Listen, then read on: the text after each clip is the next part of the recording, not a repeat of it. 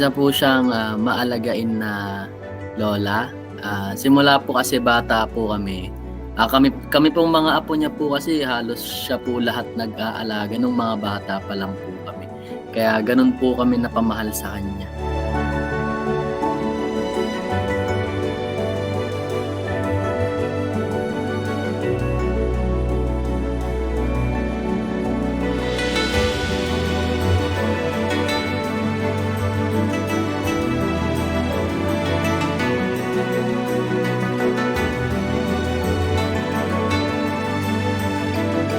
Hindi na po uuwi si mama, kami na lang po yung pupunta do'n sa Finland. Pumasok na rin po sa isip namin na, for good nga pala kami sa Finland. Minsan na lang kami uuwi ng Pilipinas. Iniisip ko po kung ano po bang baka ano pong mangyari sa lola ko. What if, hindi kami makauwi ng biglaan in case na may mangyari.